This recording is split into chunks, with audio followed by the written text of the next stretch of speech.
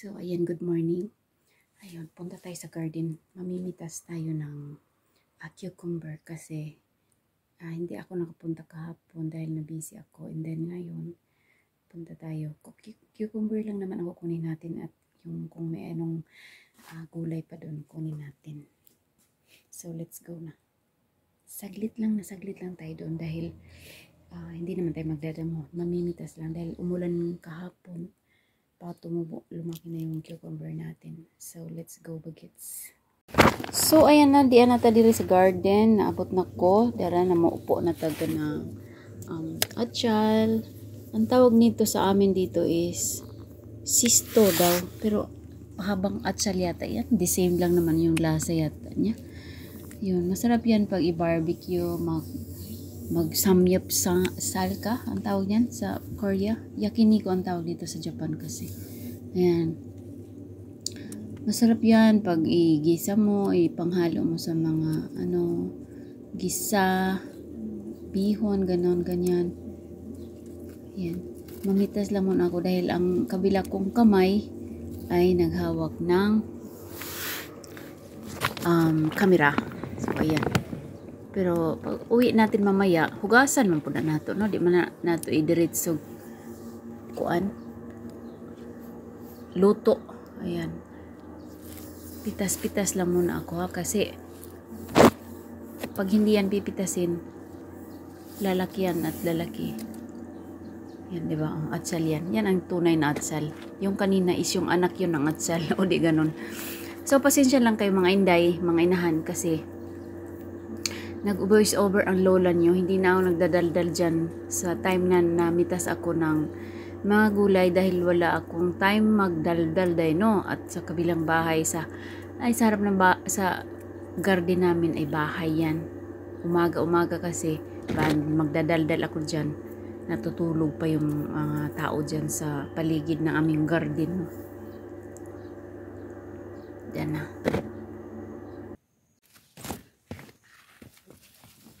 Yan na po, talong na po ang atong puntarya, no? Ayan, talong. Ayan. Pitas-pitas lang tayo ng talong. Ang sarap ng talong kaya dito, no? Grabe, ang lasa ng talong nila dito is parang nagluto ka ng karne sa sobrang lambot. Ang lasa, pati, ang sarap. Hindi mo na kailangan magkarne-karne, isda-isda. Ang toyo na lang excuse me. Agoy, na-voice over ta ba niya, nag-hatching pa, no? Ayan yung aming garden. Napuno ng mga damo. Kagagaling ko lang yata. Hindi pala ako nagdamo dyan. Nag-voice over lang ang lola, kaya nakalimutan. So, ayan. Mamitas lang muna ta. Ayan, maliliit na talong na. Bilog na talong.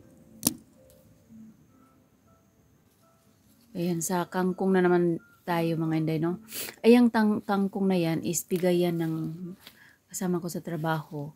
Haponesa ang nagbigay sa akin yan.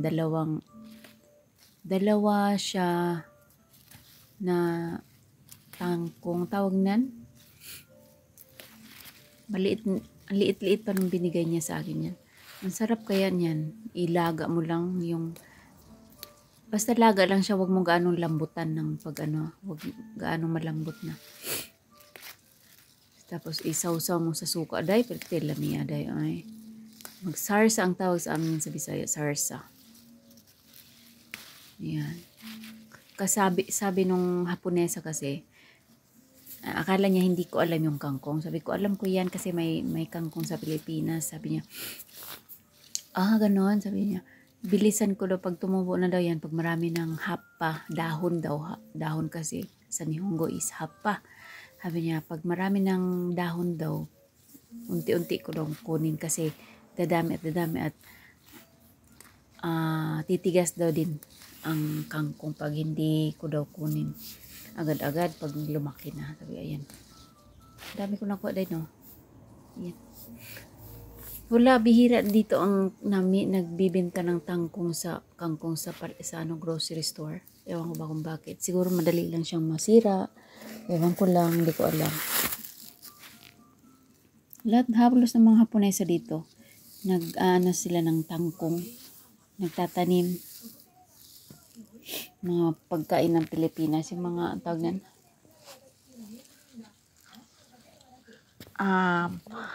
mga gulay ng Pilipinas, similarity lang dito. May ano sila, may ampalaya, the same lang, walang pinagkaiba. Kaya, ayun, pitas-pitas lang muna tayo. Kanina po saluyot ni siya, day. Ang sarap nitong saluyot na to, day. Moroheya ang tawag dito sa mga Haponesa. Yan, moroheya daw. Pero ang tawag sa atin, saluyot, day. Ang sarap nito kayo gataan. Bibili nga ako mamaya ng kan na yung gata. Walang fresh kasi dito na gata eh. Kaya hanggang kan lang muna tayo.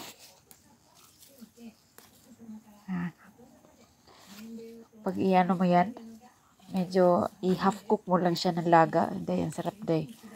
Ay, minsan gagawa nga din ako ng lauoy. Lauoy, pero sa Tagalog yata ba yun? Dinengdeng yata ang tawag sa kanila. Yung lauoy. So, pitas lang muna tayo mga inday ha, mga inahan. Diba, ang lupa yan. Ganito ang lupa dito sa Japan. Ayan, dito naman tayo sa Alagbati, day, no? Ano bang cameraman natin, oy? Ayan. Yung alagbati na yan, isang piraso lang talaga ang binili ko dahil ang mahal ng dito. Binhi. Binhi ba ang tawag niyan? Yung nakaano na siya, tumubo na siya. Hindi ko alam, comment down below. Tumubo na siya, pero ikaw na lang ang magpapalaki. Hindi siya seeds. Binhi ba ang tawag niyan? Hindi ko alam, day. Sa Tagalog, day. Kasi ang mahal ng ano dito. Alam niyo naman, high cost living tayo. So daw, cost of living tayo. Mahal. Ayan, dito naman tayo sa Litos, no? Ayan. Very, very organic yung ating mga pagkain sa garden. Ayan. Walang ano yan. Fertilizer lang, pampataba ng lupa, pampataba ng mga ating tanim. Wala kaming chemical kasi bawal, hindi nila gaanong bet yung chemical dito kasi hindi naman siya pang negosyo at ang paggagamit pa kasi ng chemical sa mga pagkain gaya ng mga gulay, vegetables, whatever, ang epekto niyan pupunta yan sa katawan natin, day. So ang katawan natin ang masisira, hindi ang halaman. So mga Haponesa, mga Japanese, hindi sila gumagamit ng chemicals sa pagkain. Yan. Kasi masama ang maidudulot ng chemicals sa katawan natin pupunta ang chemicals. So hindi natin gaanong kung kayo man nagtatanim man kayo ng mga gulay like me, advice ko lang na wag nyong lagyan ng chemical yung inyong mga spray ng mga gulay dyan, kasi dyan nakakasira, number 1 nakakasira ng katawan natin yan, bad health yan, bad sa ating health yung chemicals. Mas better na yung maganda, organic, walang halong kaikikan sa ating mga tanim. O, diba? So, ayun lang ang aking i-share sa inyo ang ating garden. Pag may tinanim ka talaga, may aanihin ka talaga, no? Totoo talaga. So, ayan, bahay na tayo mga inday. Mga inahan, naanak ko sa balay. At ayun, good morning to all of you. Mga inahan, mga amahan, mga ate kuya. Ayun, good morning, happy Sunday sa lahat. And then, kagagaling ko lang sa garden bago ako pumasok dito sa bahay. Ano muna ako doon, tawag nito, dilig ng halaman, mga bulaklak natin. Then, ayun, ito yung ating nakuha kanina. Dahil, nag-grocery tayo sa garden. O, diba? Nakapag-grocery ang lola niya sa garden ngayon. Umagang-umaga, no? Grocery talaga. So, ayun, yung ani natin. So, excited. Excited ka, Zay? Kasi mag-ano tayo, maglapwa tayo. Yan, linagang, ano yung, ano lang natin ba? Parang i-steam yung mga nakuha kong gulay-gulay. So, hugasan natin siya. Ilagay natin dito sa tray. Ito yung mga nakuha natin. Supposed to be. Kasi gamit na supposed to be dahil. Bakit naging supposed to be yan? So, ito na. Wait kayo mga inday. So, ayan. Nakakuha tayo ng litos. Kangkong. Ito yung binigay ng Haponesa na kangkong. Dalawang, ano siya, binhi pantawag yan. Ito. Sabi niya, itanim mo sa garden mo dahil masarap daw ito. Sabi ko, alam ko naman yan. Ever since kangkong ang kinakain namin sa Pilipinas. Sabi niya, ano to? Itong kangkong is, in-explain pa niya. Ang kangkong daw ay nagmula daw sa China. Ayun. Made in China daw tong kangkong na to. Simulat sa pool, doon daw nag-grow yung kangkong. Sabi ko, talaga? Sabi ko, uy, siyo. Sabi niya, oo, masarap to. I-ano mo lang, igisa, lagyan mo ng bacon, kung anong gusto mo ilagay. Sabi ko, oo. Sa amin sa Pinas, nilalagyan pa nga ng bagoong eh. Ayan. Sarap, diba? Gusto ko magsinigang mamaya. Ewan ko lang kung makapagsigang ako. No? Then, ito yung ating litos. Mga inahan. Ang dami. Kinuha ko na lahat. Kasi ano na siya. Medyo itapon natin to. Ayun yung ating alugbati. Alugbati yan. Mga ano lang, palak lang yung kinuha ko naman nila. So ito yung saluyot. Lagay muna natin dyan sa hig. Okay lang naman. Maano naman, hugasan naman natin yan. Saluyot ulit. Ayan. Ang ating alugbati. Ito pa yan. Ito, saluyot ulit. Ano ba ito? Ada ko ng sili to, Zay. Pero hindi ko to kailangan. Lagyan ko dyan. Nag-dry na yung lalamuan ko, Day. So, ito yun. Tapos, itiran lang natin dito sa ano muna kasi wala tayong lalagyan. Yan. So, ito yung ating nakuhang yung talong namin this year. Hindi siya gaano maganda, Zay. Ewan ko kung anong nangyari sa kanya. Bungga naman siya sa mga fertilizer. Without chemical yun, ha. Without chemical yung aming mga fertilizer. Pampataba lang talaga siya sa lupa. Then, pampaano lang ng gulay. Pampataba din. Ito lang yung nakuha ko. Cucumber. Hindi din maganda yung cucumber namin. Yung aming atchal. O, diba? Ayan. Yung talong namin. Hindi siya maganda as in. Ewan ko lang. Bibili natin sa tindahan, ang mahal-mahal kaya, isang kapiranggot lang na ganito, nasa 300 yen na. So, ayan, kahit nakakapagod man siya, guys. Nakakapagod man siya mag-garden. Ang ayaw ko lang dyan sa garden is yung magdamo. Ayan, basan natin. Yung damo lang ang ayaw ko kasi. Basta ayaw ko lang siya. Ayan, basan natin siya. Nag-dry na lamang pala. Inom muna tayong tubig.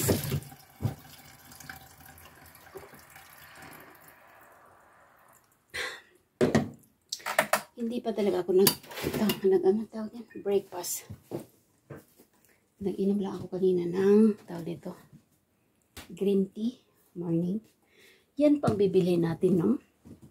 Kung kikilos na lang tayo, kung magtanim na lang tayo, napakalaking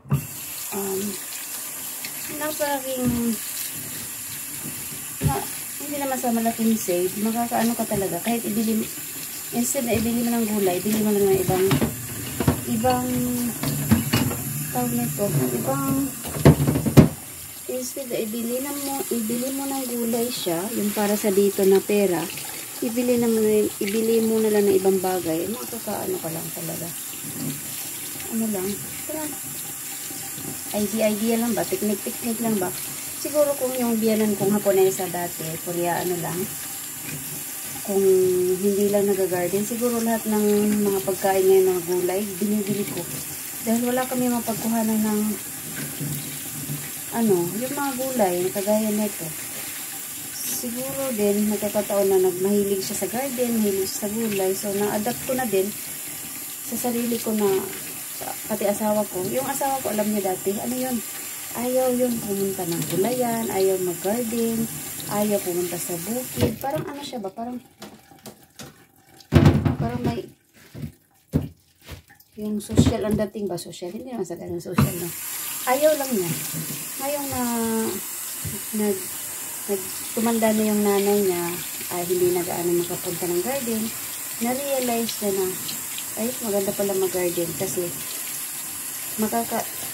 wala kami ipon. Sabihin mo, marami ka ng ipon dahil nag-garden ka, wala. Ang lang namin is, ang point lang doon kasi, makakain mo yung gusto mong gulay, maitatanim mo yung gusto mong itanim, then, hindi mo bibilhin. Hindi mo sabihin, ay, bibili tayo nito, kasi sa gulay pa lang, ang mahal na dahil.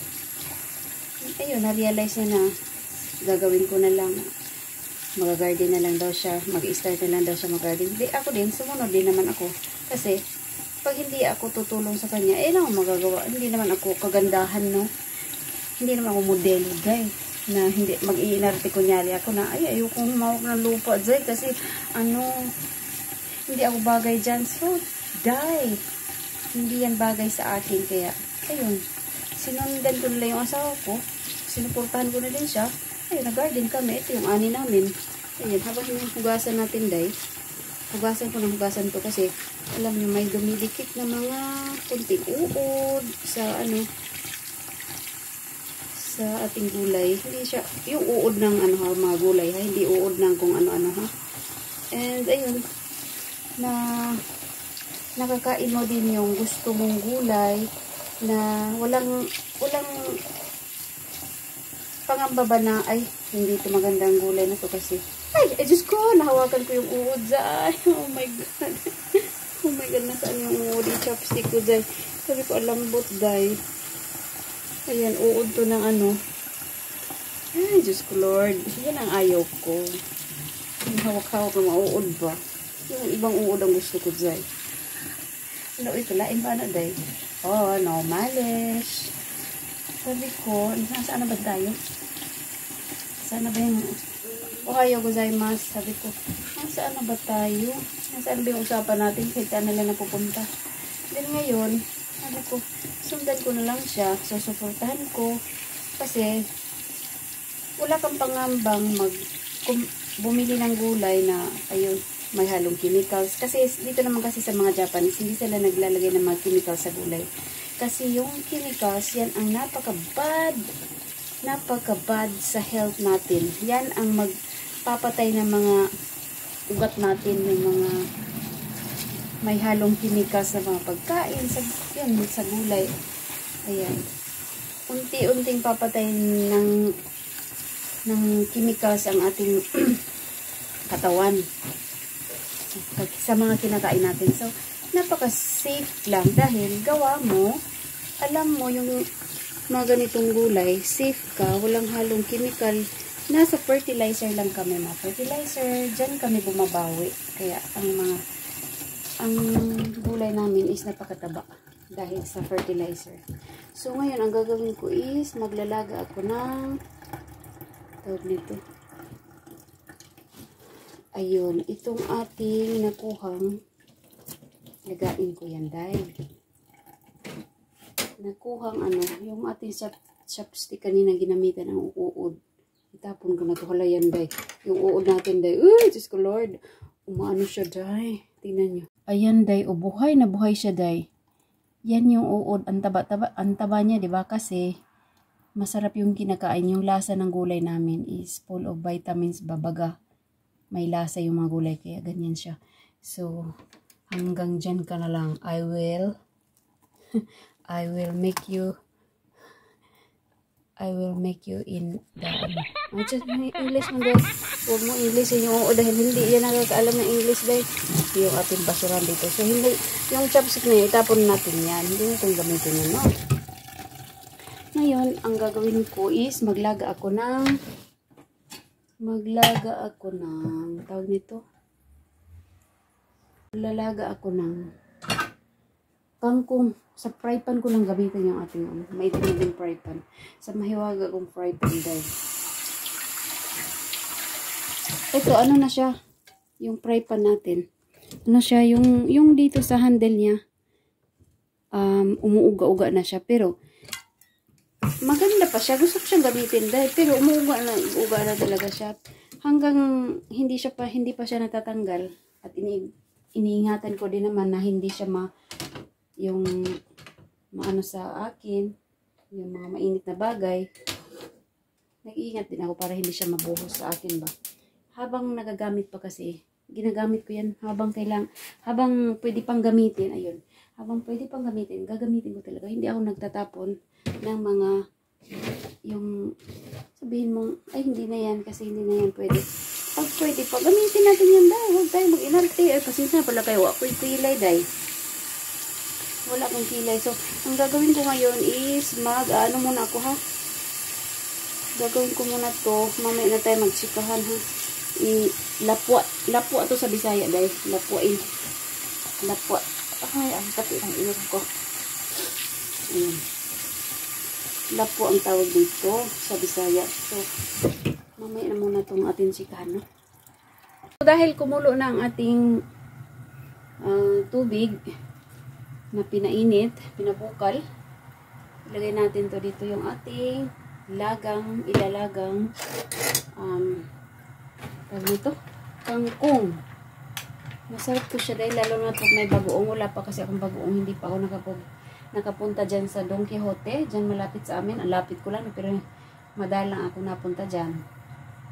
So ayun, ang binibili ko lang naman dyan, kaya ako madalang, is yung mga Philippine food. Yun lang ang tindahan na yan na nagtitinda ng Phil food dito sa amin. Yung iba sa online, pero dyan malapit na lang kasi siya. Dyan ako bumili. Madalang lang naman pag naubusan. So, ayun. So, kain na tayo and then ito na yung ating rice, then karagi, yung prinito ko ng chicken. Then yung nilaga natin na kangkong.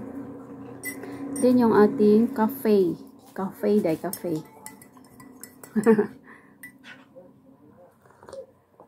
Ay, kalamit sa kape day. Ambot na lang. I love coffee talaga day. I love coffee. Lami kaayo.